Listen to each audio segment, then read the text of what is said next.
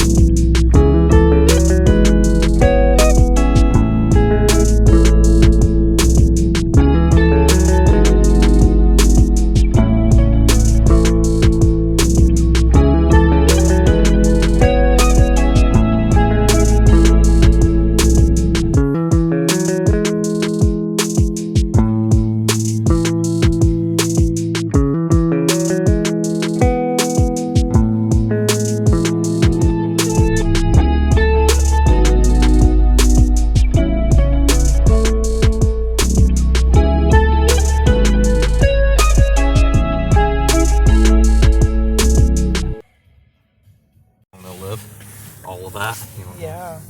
I don't know if any of that, Gorgeous.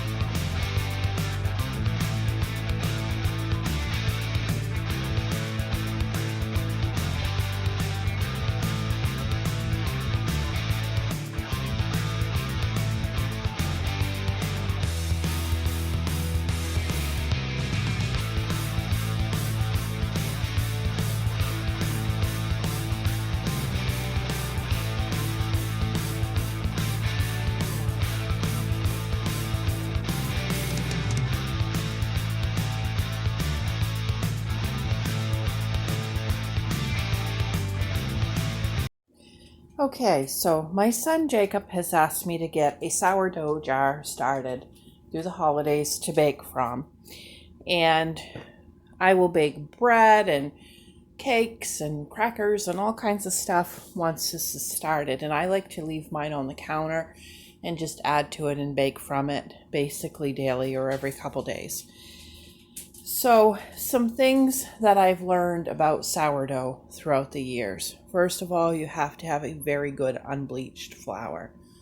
Do not try this with bleached flour or a low-grade flour.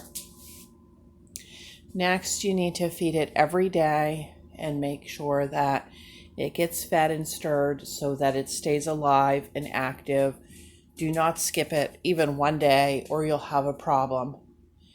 Additionally, you cannot put it someplace where it gets either too hot or too cold because that's going to kill the wild yeast that you're building up. So you want to keep your house a pretty steady temperature. All right, so to get started, all I'm going to do is I have 1 cup and I'm using the King Arthur unbleached flour. And I'm going to go ahead and add that to my jar. along with 1/2 of a cup of warm water. Their directions are on their website, by the way. They do it a little bit different than I do it. They feed it twice a day, but if I did that, I would have so much starter going that I couldn't possibly keep up. So I have found once a day works good for me. All right, now we're going to stir this very well in our jar.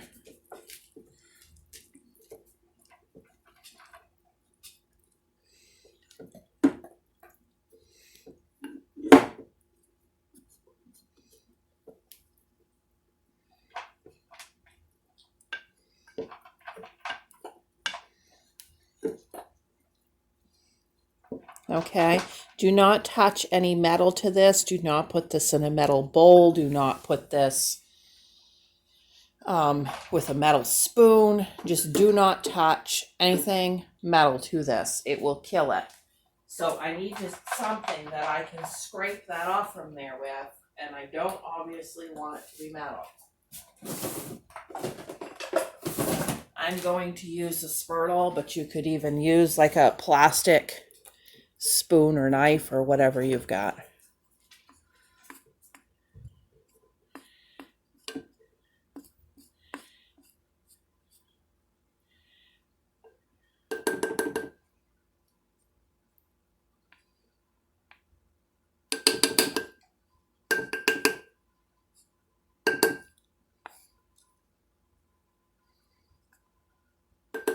Okay, and that is it, guys. What I do now is I just lay my cover on top, but I don't seal it tight because this is going to start building gases and things.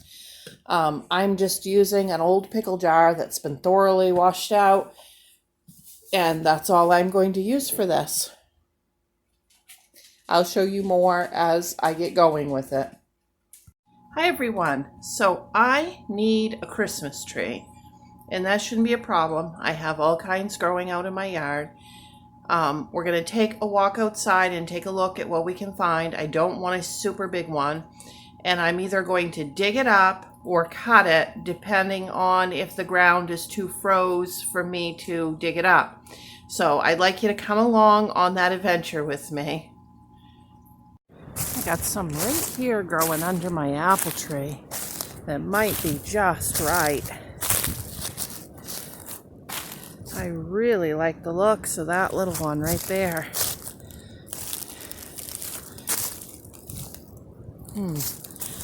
It said online if you dig it, you have to go 3 times as wide as the trunk. Well, that trunk is only about 1 inch. So that would be a candidate for digging as long as the ground isn't froze. Ooh.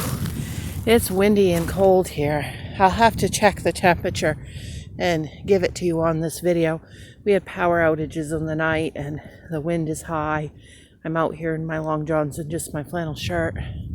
It's a little bit chilly. Okay, we'll see what else we find. Okay, that's a little pine tree.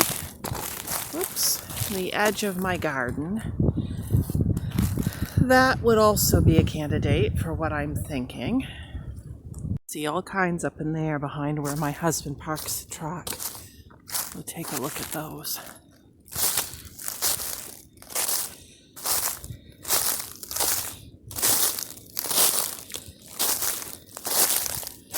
Oh, that's a nice little one. I think I like the one by the apple tree better, but that is a nice little one.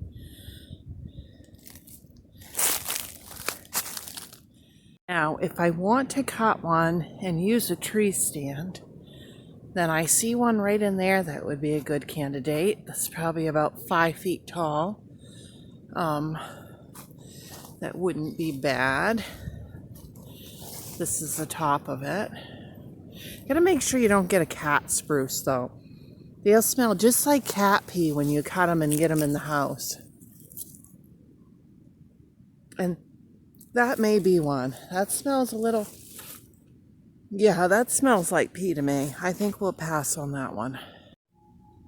Okay, there it is, all dug up.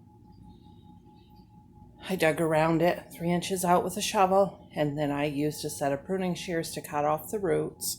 And I've got it in just a temporary bucket for the moment, and I'll show you what I'm going to do with it.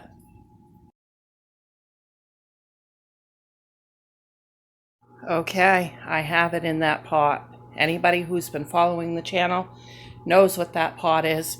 Here is the green pepper plant. I just put it back into a bucket, and there is the tree. All right, I got to do a little rearranging and a little cleaning up of the computer desk, but that is our tree.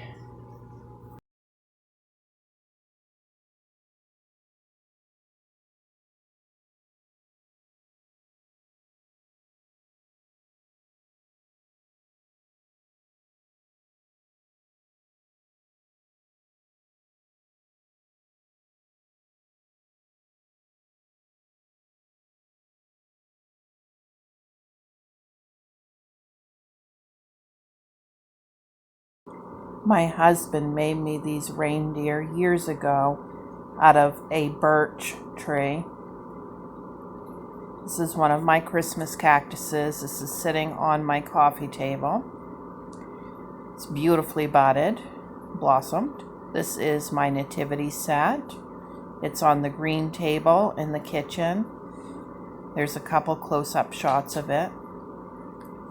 This is a stained glass church that Jacob bought me when he was younger.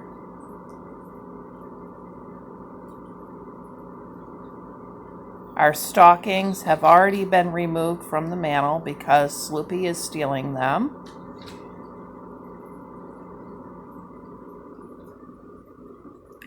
These are those primitive carolers that I got from the church fundraiser sale. I absolutely love these. These look amazing.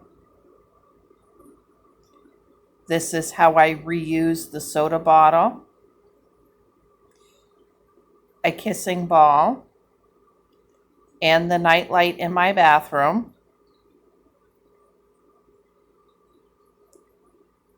And then a stained glass nativity for the door. Thanks for